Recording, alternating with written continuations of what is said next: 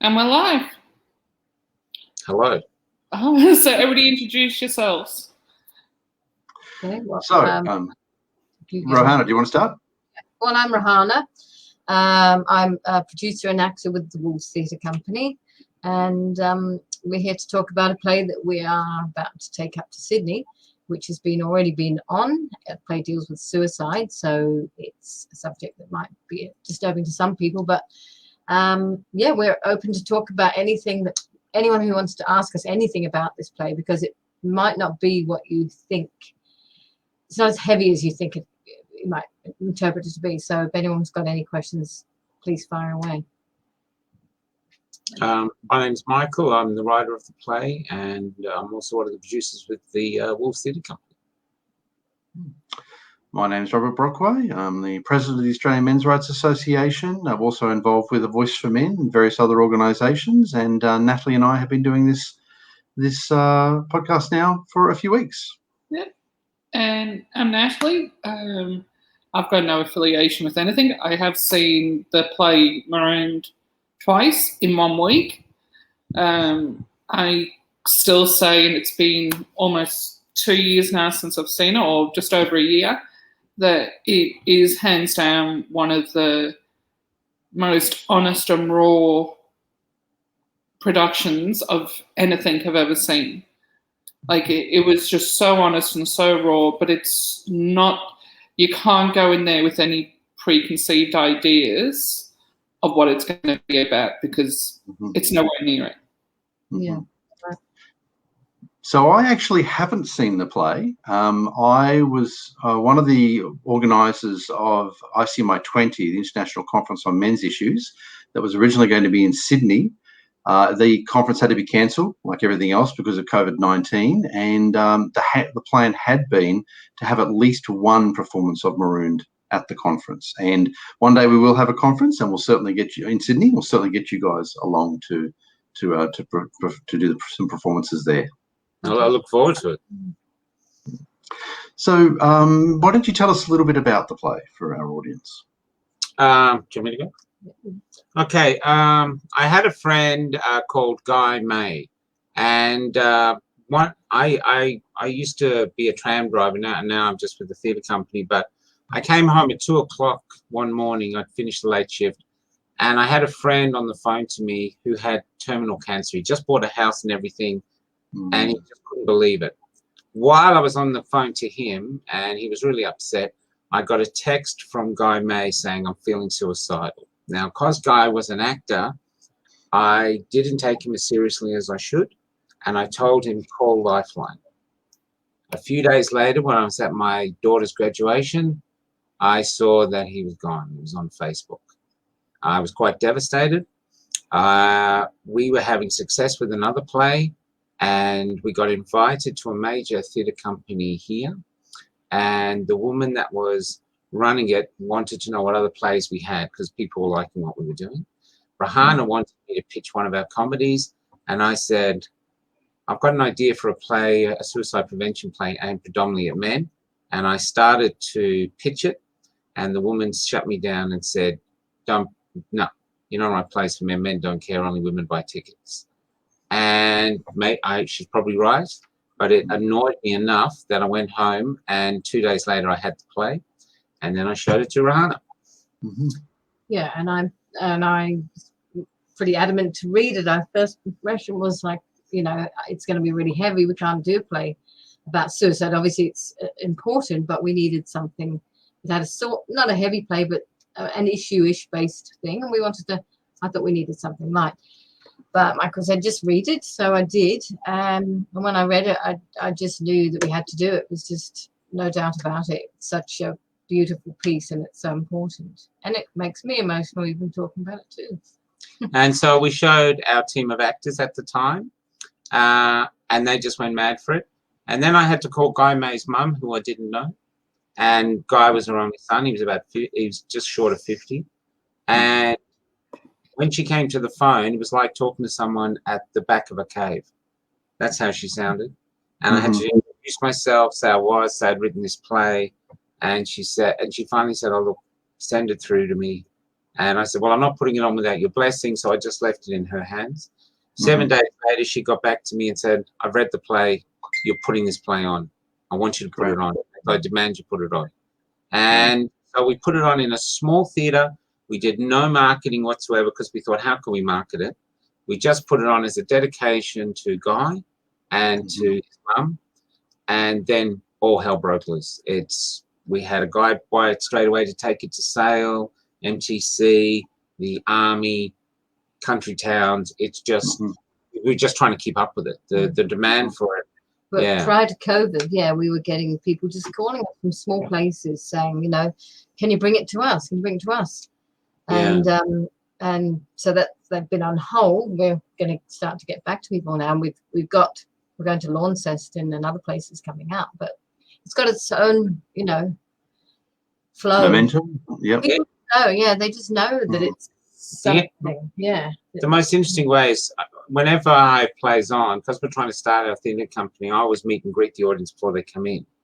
And a lot of them were like, because they didn't want to be there, it's about suicide. So they couldn't believe that it could be entertaining in any way. So they just really they didn't want to know me. And that happens a lot. There was one guy turned out to be a lawyer, and he just didn't want to know me. After the play, he came up to me, grabbed my hands in both hands and said, mate, how do I get this to Shepparton?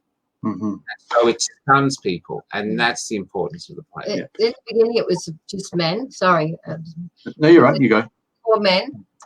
And so I was watching it. I'd watch it every single night. And, you know, usually when you watch something every single night, you get a bit tedious, whatever. But I was absolutely absorbed into every single performance. Now it's 3 men and 1 female. But it matches the statistics now. Yeah. Before it was just about men, but now one of them's a woman, and that's 1 woman dies to every 3 men. So it actually matches that. So I think it's well balanced. That's right. Yeah, that's the figure in Australia exactly. So it's 8 people a day in Australia, 6 men and 2 women was the approximate figure. That's right. So yeah, I was very impressed when I heard that you were performing in small towns. I thought that was particularly great considering the serious problem that rural areas have with suicide. I went to a screening of the Red Pill documentary that you may know about. Up in Gladstone. And I was on stage with a few other people after the documentary, and it really came home just how that was the issue that everybody in the town wanted to talk about. That there are a lot of different issues that were addressed, but the conversation just kept coming back. And it's very clear. It's easy for sort of, you know, guys in the city like myself to forget how hard things can be in the country and what a serious issue suicide is there. Yeah. Well, I found especially in the town of Corowa, where James brought us to what was James's second name? What was James's second name? Sorry. James brought us to Corowa. He was the first one, a boat builder, and he was a lovely guy. And when he was taking me through the town, it was like being in a war zone where no one was mentioning the enemy. They was going, they've lost someone, and it was just haunting. And outside the town was a sort of not a statue, a memorial to the people they'd lost in the Great Wars. And I was thinking, well, the suicide rate would actually, you need a whole new monument, and there's nothing. And so it was really profound. I was, as a city dweller, I was stunned. And it's been the same in the other towns. And then Yarrawonga was the same. Like you said, people just talked afterwards. Really wanted to talk. And that's what the play does. Afterwards, I remember when we were in the MTC, they said, okay, as soon as the play finishes, you've got to get the audience out. And I said, well, that's not going to happen. They hang around for ages, sometimes hours. They said, no one ever hangs around after a play. They just leave. And I said, they're going to hang around. And they were stunned because people wouldn't leave. And what they come up, they hug us and they want to talk. They go, mate, I've lost 3 mates and we've got to do something. And what I'm telling to mental health professionals, anyone, come along, be a part of the conversation afterwards, because there's positive energy here. People want to talk about it. We've opened them up. They're ready to talk. They're ready to do something. Who knows what could happen? One person could have a great idea that could save lives, and it's there. You know, you've got all these people talking about it, and they wait to talk. They're lining up. So that's what we think the gift of the play is the conversation. It starts afterwards. Yeah, and we know There you go. So I was going to say that we know that mental health organisations can come and be there, you know. That's all. Yeah, that's something I know. The first time that I actually heard anybody got any feedback from somebody who'd gone to see the play was actually Natalie, who I spoke to just after she'd seen it, the one you were talking about, and she mentioned to me that she'd gone twice, and I was really impressed by the sort of the way that she was talking about it. And I've talked to a lot of people since, and it's always the same. As I said, I'm yet to see the play, mainly because of COVID-19, but hopefully in the very near future I'll be able to. But absolutely everybody who I've talked to who's seen it has been very, very impressed. Oh, thank Well, you. you're not in Sydney on the 4th or the 5th, are you, March? Not at this stage, but who knows? We can travel, I think, freely between Queensland and New South Wales at the moment. It seems to be on again, off again. But yeah, we're heading there. We have a few people coming down from Gladstone who are flying down to see it. Who've known about it like you, they haven't seen it because Rio was going to bring us to Gladstone, but their entire board got sacked, so I'll quit. So that's fallen through. So so I'm looking forward to meeting a lot of people I've been conversing with now for years who still haven't met in person. You know. Yep. Well, apart from you, I've met you, but it's really interesting. That's right. We were just saying before we went on. That's right, Michael. I got an opportunity to meet you back at the March for Men in 2018. That's so correct. to help me out with time there, had you done the first performance at that point, or was it after that performance happened that you mentioned? Oh, we done it, because we did it at the end of 2017. Right. Yeah. He took his life in 2016. Oh, right. Yeah, and so I think maybe 2 lots, because the second lot was in 2018. Right. Okay. Great. So there'd been a few, and then fabulous. Yes.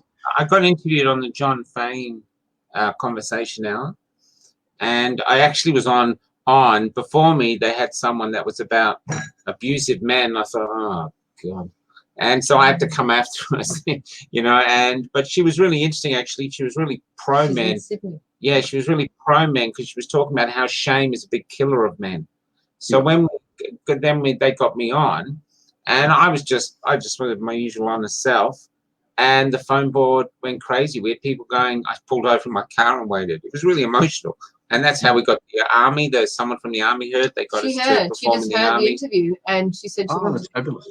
Yeah, country towns. But people actually said they just pulled over on the side of the road. They were just sitting there listening. So it was really, really. Hey, Charlie. It was really, really profoundly moving. And that's what it feels like when you're with the play. You feel like it's something profound, and we're the deliverers of the message.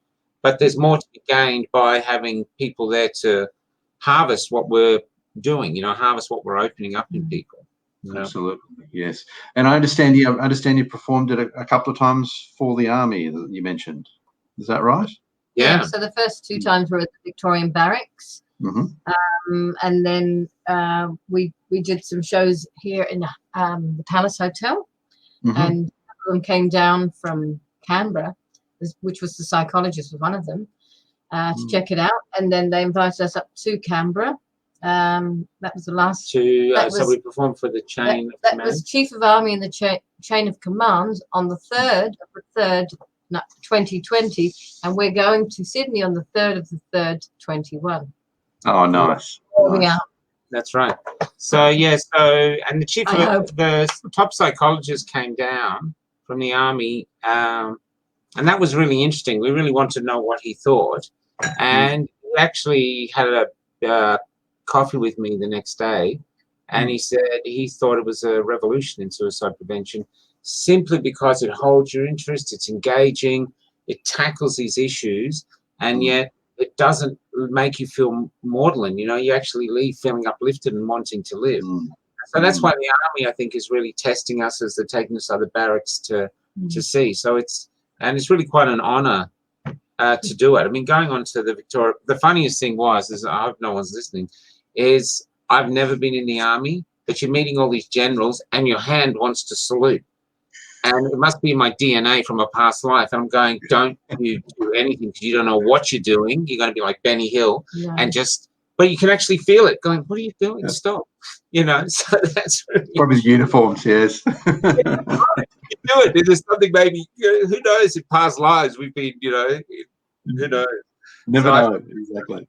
but they're wonderful people. They're just people, and it's just so having the theatre and the army together, to me, was like a meeting of tribes, all trying to achieve the one thing, which is save lives. When we No, did that's the chief of army, the only decision they had to make was whether to make it mandatory or voluntary. Right. Yeah. Yes, I mean, I don't have any personal experience with the military, but I believe that, again, there's quite a problem of suicide. That's my understanding within military ranks. So I can understand why they were really interested in seeing it. I think it's more with veterans. Right. Yes. Fair point. Yes. The returning veterans. And now this is no, go ahead, Michael. In Sydney, we tried to find a venue, but the Paddington RSL is giving us a great deal, so they're supporting us too to get us into the Paddington RSL, and the RTBU union is supporting us because those guys drive the trains and they deal with it at the coalface, so they're supporting us too. So there's this lovely support coming through, which is terrific.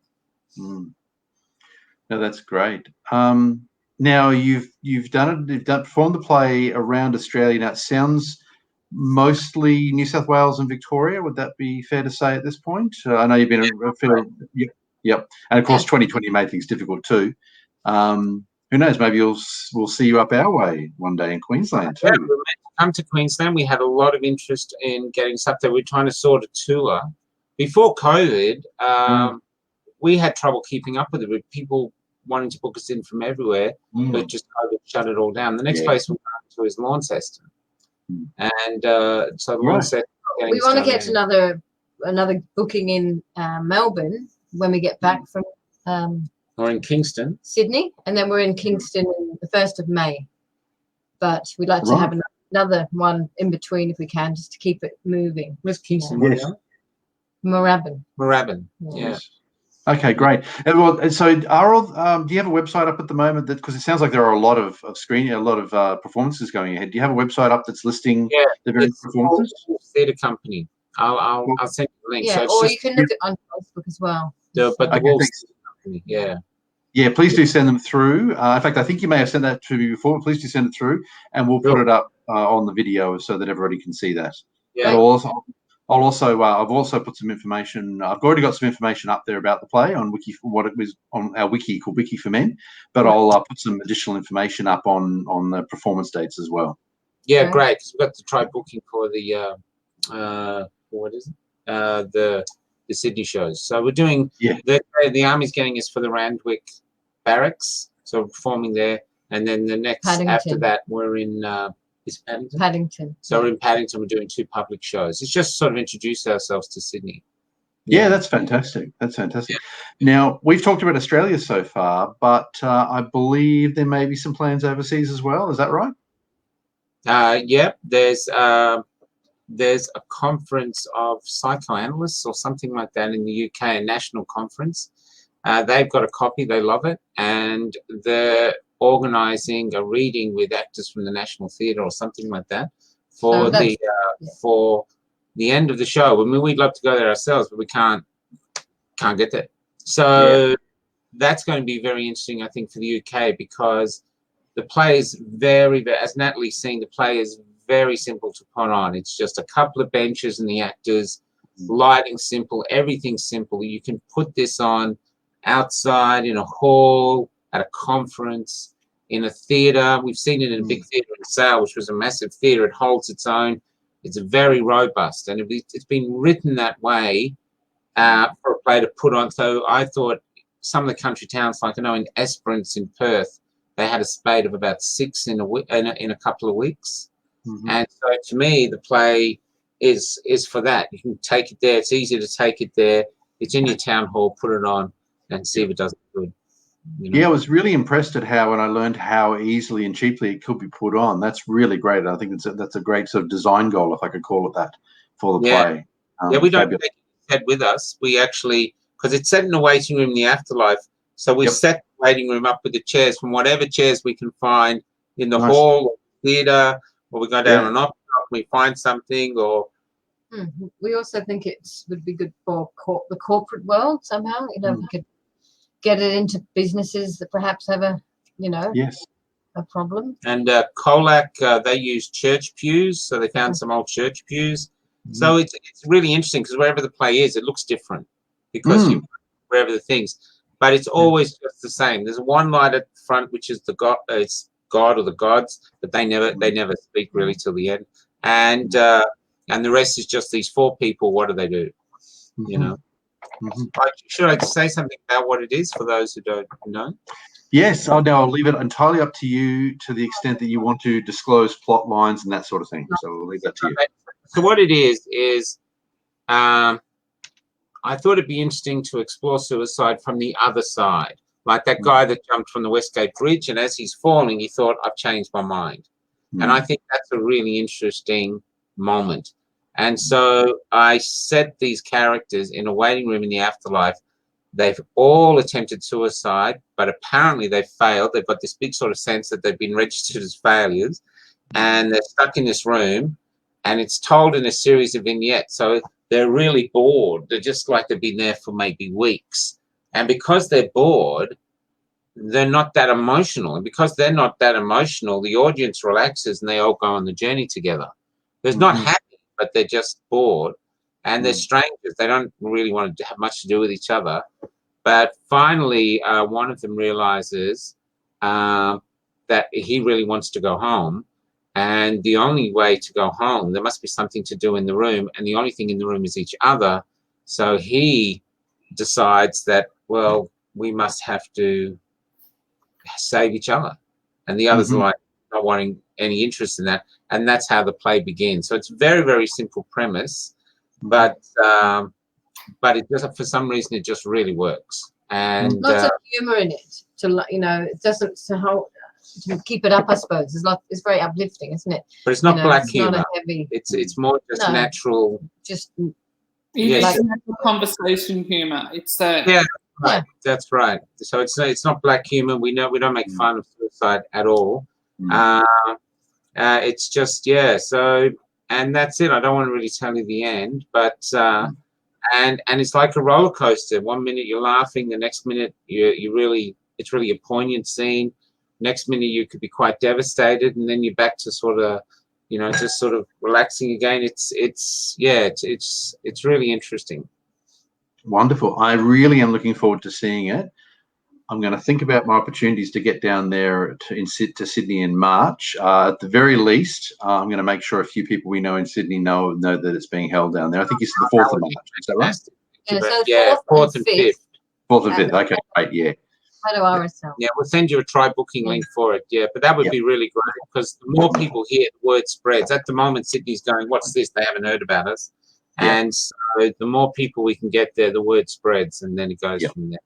Yeah, no worries. And we'll definitely post it on our Facebook groups and so forth too. In fact, always feel free to keep us in the loop on those sort of things. We'll circulate information as much as we can.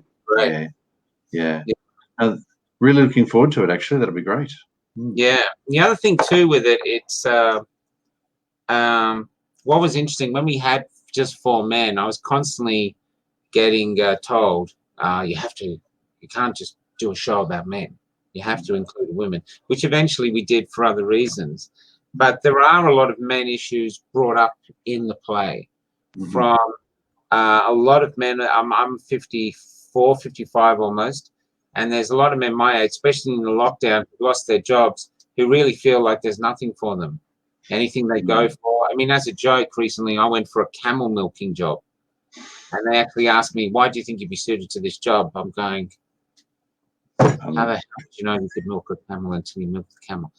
But you just can't get anything. Fruit picking, the guy, you're too old, and it's just really interesting. And yet there's still a huge period of time until you retire.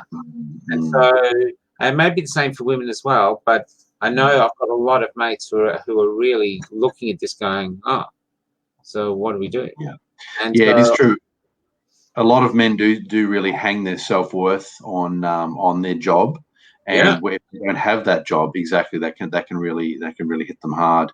Yeah, there's always a debate about to what extent that is innate, to what extent that is taught to men, I don't know. I think I suspect it's at least partly innate, to be honest. I think men do sort of do tend to be quite task focused in general. And, well, and they meet someone. If someone meets you, they ask what you do. Yeah, they don't ask what you think. What is your outlook? What do you do? Yeah, That's yeah. We should be asking people what their hobbies are to start with, you know. Yeah, but it's just our nature. Another thing someone told me recently, which is a study came out, I think it was in the United Kingdom, where they talked to a lot of men trying to figure out why the suicide rate was as it was. And what they found out was a lot of men were going to doctors, their GPs, and saying, look, I'm feeling suicidal, I need help. Then they would be sent to help, and then they were taking their own lives. And what they were finding was when they went to the help, they didn't really, it took them a lot to ask for help. And then when they were sort of moved on, it didn't feel like it was really, like it was too much to ask. And then they go to another one, and when the other one couldn't really help them that much, they just sort of stop it. Now, they don't know if that's it, but it's just something somebody told me. And I thought that's really interesting, because what I'm finding, and I'm a novice to this apart from the play, if an airplane falls out of the sky, we research it like those shows to find out, okay, what happened? What bolt? What this? And yet, basically, I think the suicide rate is about 6 aircraft falling out of the sky a year. And I just wonder, do we investigate each one to the degree to go, what's happening? Why did this person take his life? Is there anything we can do to not fix him, but that we can bring in place to stop others, you know? So about 10 years ago, might have been a little bit more now, about 12 years ago, Queensland actually started a landmark study on suicide. It's really, as far as I know, it's a world first. They actually looked at what caused, as in what was actually driving individuals to suicide. And they found that for men, the study was completed after 10 years, I think released about 2 years ago. They found for men that in particular, relationship breakups were a significant driver of it, among not across the board, but among certain groups. And now they didn't dig further than that, unfortunately. I hope they do in the future. But my suspicion is that it's actually something that's coming from those relationship breakups, and that's parental alienation. I think that's probably a major driver of it, where you've got a lot of men, unfortunately, who are losing touch with their children. And like you say, with the work as well, they're thinking they're at that point they're reaching despair. So, but as I said, the study did say that they found that relationship breakups were a major driver. Now, Victoria, spurned on by Queensland having done this, Victoria, I believe, has now got one of these studies going. So hopefully people overseas will pick it up too, and hopefully in the future we'll get more and more information on what's actually digging down individual cases and seeing what's going on. So it is helping. There is work out there which is allowing us to get a better idea, but I think we still have a long way to go, unfortunately. Yeah, it is. It is. It's incredible. And then you're talking to these people. I was talking to someone from I can't remember which, because I've been talking to so many groups, and they're struggling to how they can't find anything to work, especially for men. You know, and so yes. I find it. And to me, that's what I'm saying. I don't think Marooned's a cure, but if you've got this battle, you need new tools in the battle all the time. And I think Marooned is a new tool in the fight, and it can help. You know, that's exactly how I look at these things. It's a tool. It's a tool in the fight. Exactly. We've got a new tool. Maybe this could help for a while, and then get another one. So that's how I see it. It's simple as that. Absolutely agree. So there's a program that was running. I have to check to see if it's still running. I hope that it is. But it actually came up when I was in Gladstone at that screening of the Red Pill that I mentioned, and it's actually called "Are You Bogged, Mate?" And it started by a lady. Yeah, it started by a lady who travels around in her day job. She meets a lot of farmers. And now I believe her name is Mary McDonald, but I have to check. Hopefully I just got her name correct. I've had an opportunity to meet her, but it was a few years ago. Anyway, she was traveling around, and she, as well as her day job, dealing with sort of people in terms of the farming gear that she was talking about, she also realised that there was this serious problem among rural communities, and so she started this program called "Are You Bogged, Mate?" But one of the things that they did, which I thought was quite innovative, was that they said that in particular men weren't necessarily inclined to pick up the phone and talk to anybody, but they found that they were willing to text. So they actually were texting men. Yeah. And so they had these men. I guess it was that little bit more removed, perhaps. Yeah. And the men were more comfortable on the phone. Yep, and talking to people. So there's programs out there. I think we're moving in the right direction to a certain extent, but we still have a long way. Yeah, I've met loads of people that are really fighting. It's really amazing the energy they're putting into it, and some driven by friends they've lost. Other people are just driven. There's a huge lot going on to try to stop it. You know, it's a lovely thing. Yeah. Yeah. Yes. So Natalie's been quite quiet in the corner. Poor Natalie isn't very well tonight. So she messaged me before and said, "Take the lead, please, Rob." I said, "No problem." So well done, Natalie, hanging in with us. Hey, I pinched a nerve in my back and went to the hospital last night, and they've given me the good drugs. So Right. I'm just sitting here seeing little fairies flying around. But I do want to say,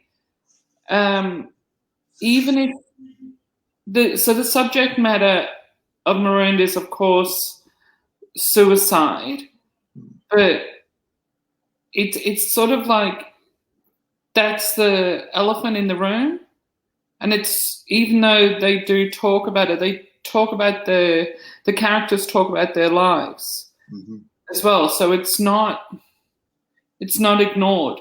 But I do remember seeing it, and I remember Greg's name and I remember Christopher's name. I'm so sorry, I forget the young fellow's name. It was he's changed now to Daniel.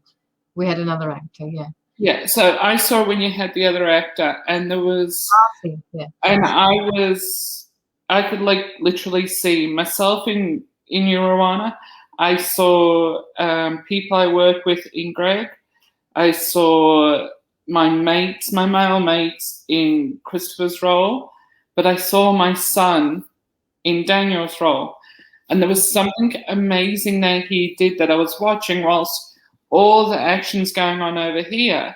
I was watching Daniel's character, and he was doing the same things my son does. So even though this is where you're focusing on one or two characters, the other characters are still performing. They're not just sitting back listening to the main characters. They are still performing, even if it's just with a hand gesture. Yeah. And that's what I thought was really magical, was that's how you see people in these characters, is even when they're not doing anything, they're actually doing something. Yeah. Yeah. And it's an ensemble piece. So everybody's on stage all the time, and everybody has about the same amount of lines. So it doesn't really have a star. It's basically, it's the four of them, which is unusual too. You know, usually you have one protagonist, an antagonist, and then backup. But in this one, it is an ensemble, and we get to know everybody. But we never know their names, only their statistics. So they've got numbers instead of names. And the main guy, or Greg's character, is 1620, and that used to be my PIN number, which was, I thought that was funny. I don't know if anyone's ever made a play of the character as their PIN number. And of course, I've changed it. Not that there's anyone that if did maybe get into it and put money there. But yeah, so that's been an interesting thing. But that was to try humanize the statistics, because we hear statistics all the time. So I thought, okay, well, we never know their names. There's the number. We only know them by a number, but you get to know them anyway. And that's the thing behind it. You know, there's people behind these statistics, you know. Oh, fabulous. As I said before. I kind of like the fact they had a number. What was that? Sorry, Natalie? I kind of like the fact that they had a number rather than a name. Yeah. Because you got to know them. It's like sometimes names come with an automatic personality. Yeah. Or an automatic job title or something, where with just the names, you could tell what they sort of did by the clothes they were wearing, which sort of, the clothes describe the character and not this pretense of a name. So you got to know them more rather than that person's Michael, that person's Rob, you got to know who they were. And it was, as I said, these people were real. These people are real people. These people you know. Mm-hmm. Whether they're going through depression or whether they're going through suicide, that's just the elephant in the room.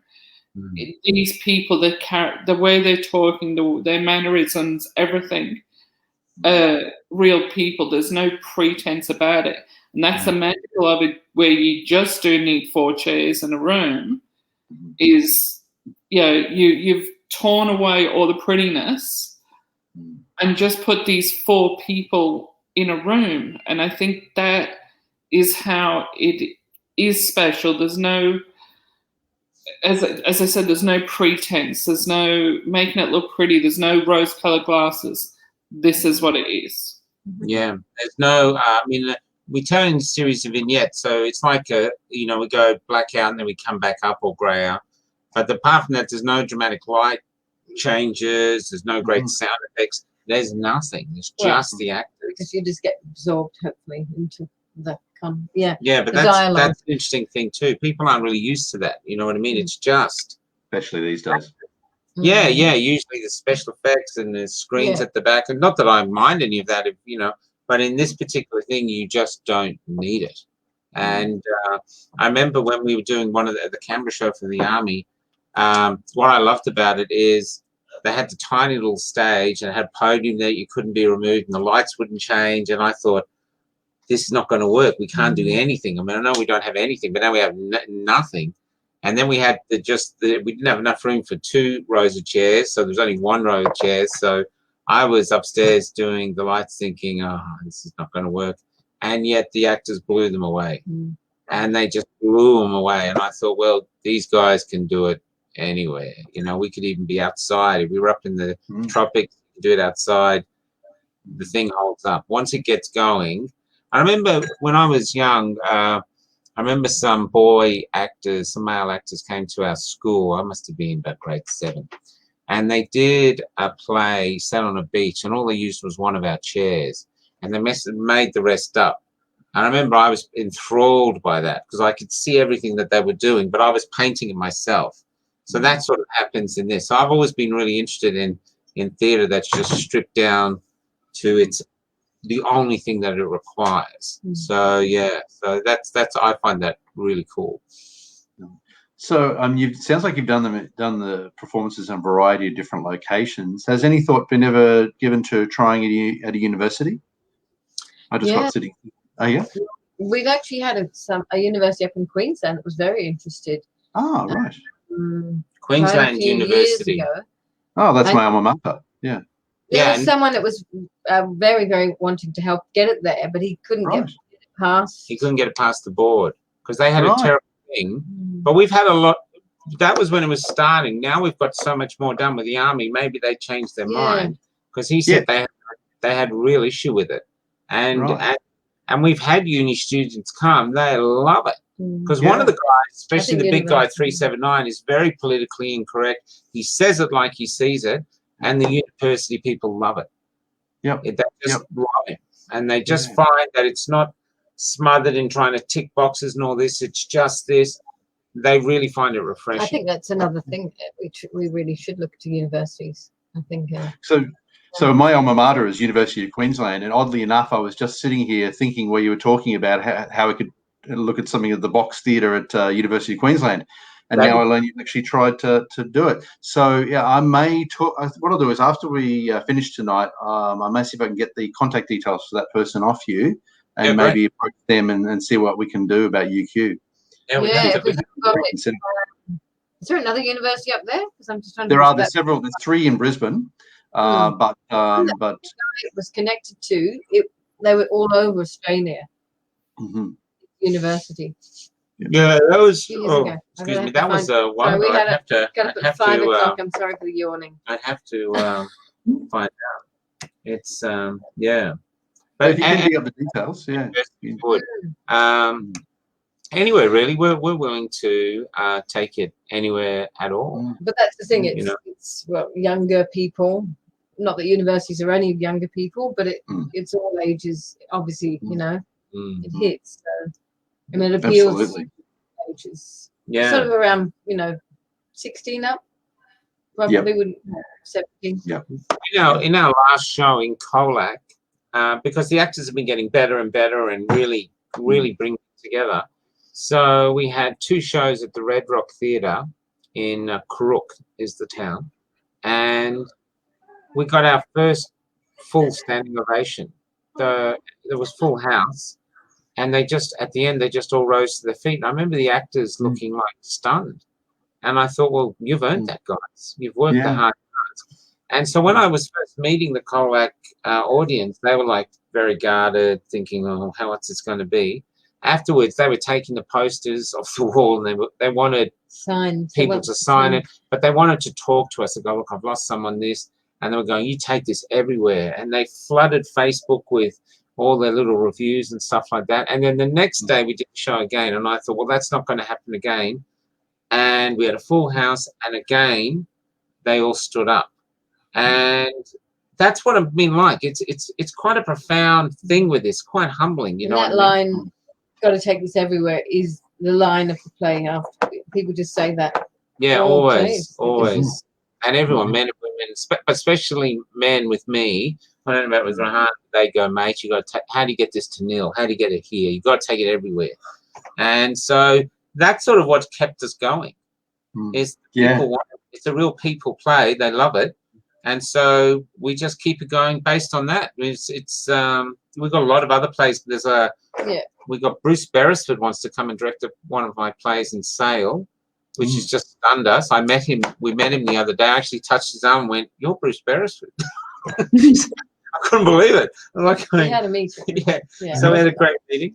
And then we have this other play that I wrote for an Iraqi refugee, which deals with, I won't get deep into these, but they wanted something about an honor killing. And so I came up with an idea for one. And I thought, well, there's no way this is ever going to get up, because written by a white, mature Aussie working class male about Arabic culture. And lo and behold, that we've had 2 global readings now with Arabic actors all over the world, and they're all going nuts. Nice. And that was 5 o'clock this morning. So at the morning, there's lots and lots of stuffing with other plays, but Marie's very special to us. But we do it because, like we said, we get called to do it. You know, the army wants to somewhere. It will always continue anyway. And I can't see it. You know, it's going to keep going. No, we don't want to sort of shove it on people who don't want it, if you know what I mean. You know, it's actually invited places, and so we follow it. You know, and it sounds like with the world opening up again, or at least Australia opening up, that it sounds like you'll be able to have lots of new opportunities in the coming months. We need to take it to New Zealand, you know.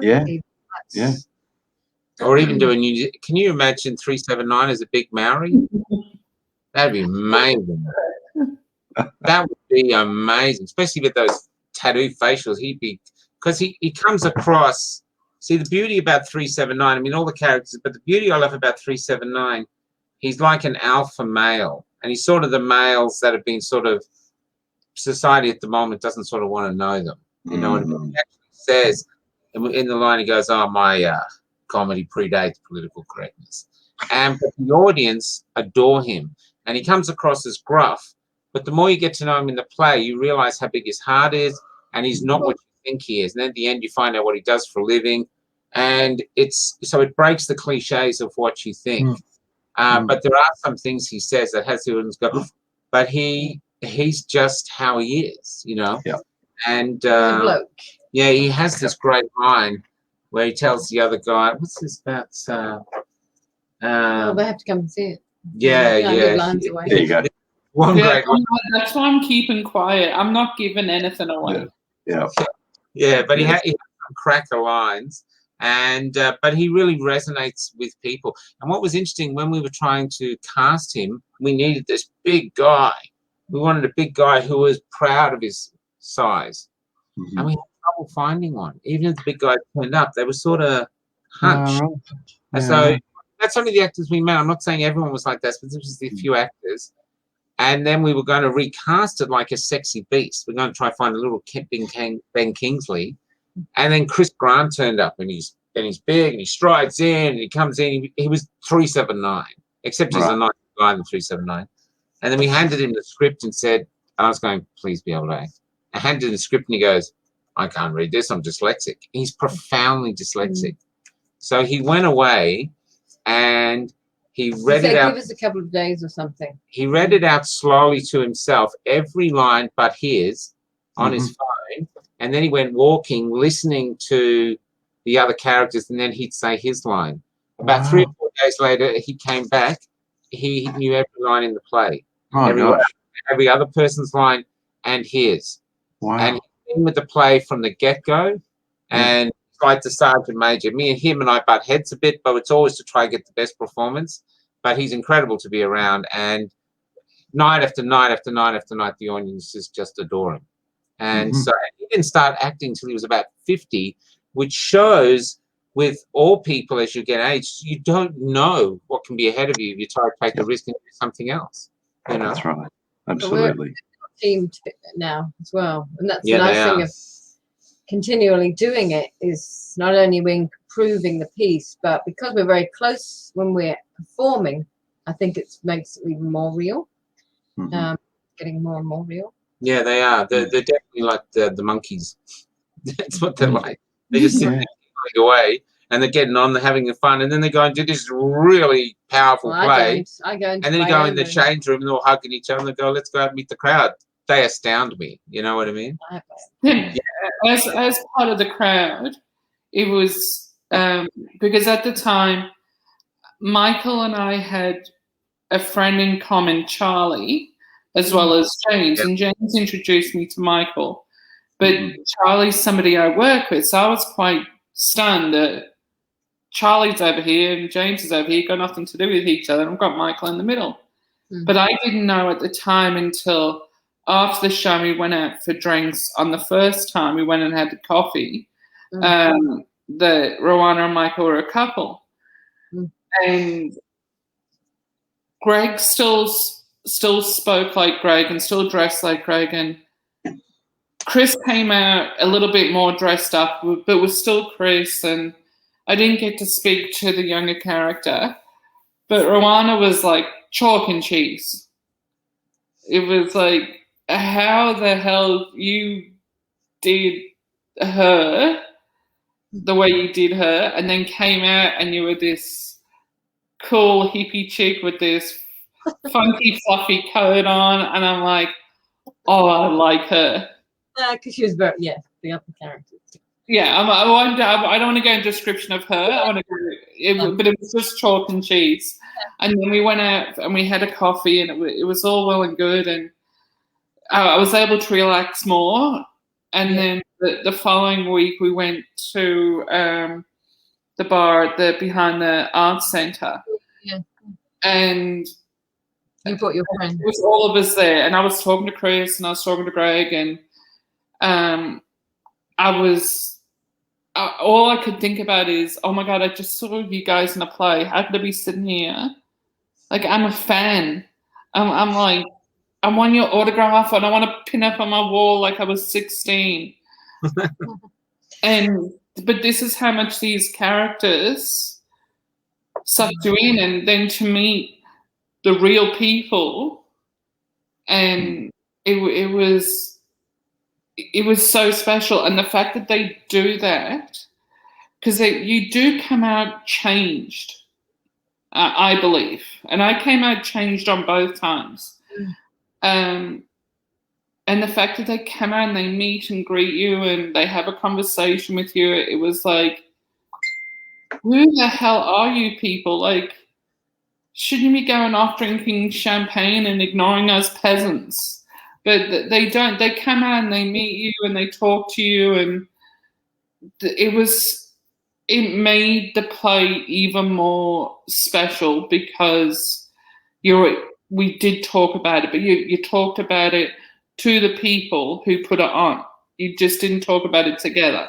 Yeah. Well, like the Palace Hotel was a perfect thing. People came to see us there, and we just came downstairs and mingled with the people who come. The audience are our bread and butter. So I always meet and greet. I usually have a tuxedo, and the program is a big Q code, like about this big on my back. So when I was at the MTC, they hadn't seen anything like me. They go, "What's the playwright doing? Why is he out here? Why is he walking around in a? Why is he got a Q code on his back?" And there's all these people behind me going, and they're all scanning my back like one of these things to, you know, and they're lined up, and I'm going, if you scan my ass, you get free tickets. And there's and they've got here and the meeting. We're environmental. But to me, we're unfunded. So with other plays, we're getting funding, but this play at that point was unfunded. Yeah. The customers are our bread and butter, and it's like selling anything. It's like if I'm a butcher, I talk to my people. I'm here to present, and like you said, you left the play moved.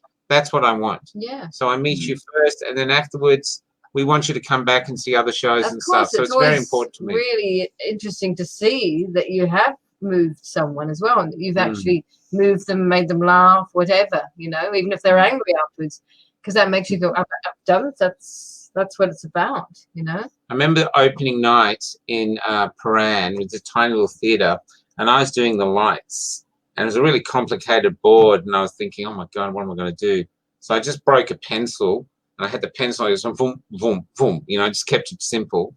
And when it was finished, no one moved. We had a full house, but no one was moving. I was thinking, do they think they've all applauded that, you know, why aren't they moving? And it took me a while to sort of walk down and go, it's finished, you know. And I swear to God, this guy looked up to me like this, and I thought to myself, why is your face covered in Vaseline? That's what I thought. And then I realized it was tears. And then he got up and said, who are you? And I said, oh, you know, we're with the theatre company. And he goes, did you write that? And then he just hugged me.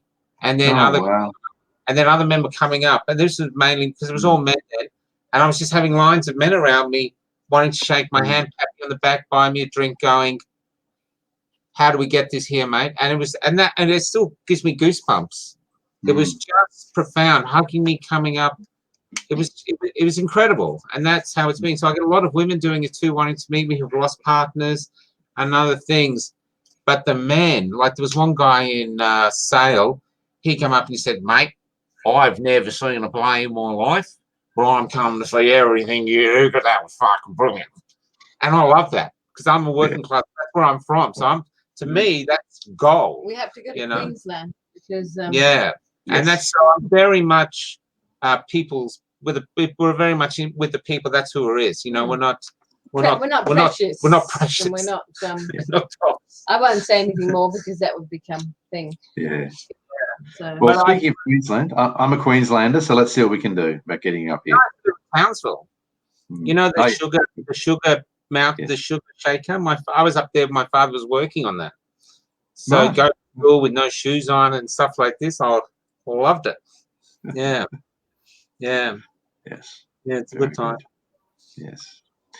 So we're starting to close in on an hour. We usually try to make the show, we're sort of nominally aiming for about half an hour to about 45 minutes. We haven't quite succeeded, actually. We seem to keep going a bit over time, but that's okay.